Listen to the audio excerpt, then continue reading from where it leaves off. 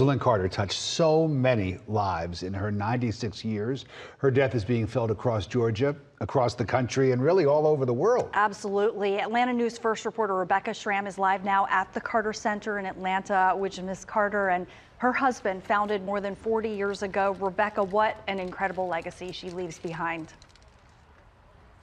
Absolutely, Joy and Rick. Mrs. Carter is being remembered for her gentleness, for her kindness, but also how she was one of her husband's greatest advisors, whether they were in the Georgia governor's mansion, the White House, or doing humanitarian work.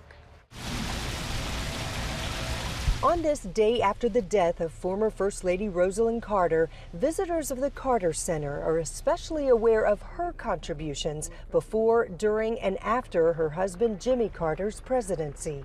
She was very supportive of her husband. Tom and Kathleen Spring are from Arlington, Texas. They had already planned to come here for a visit. A sweet Southern belle. That's what I remember about her.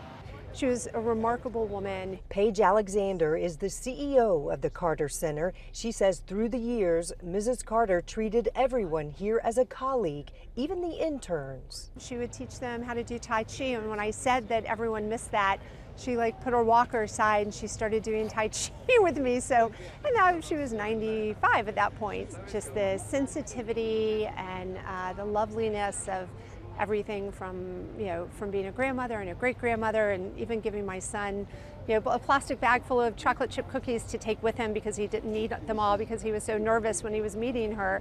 She was that type of woman.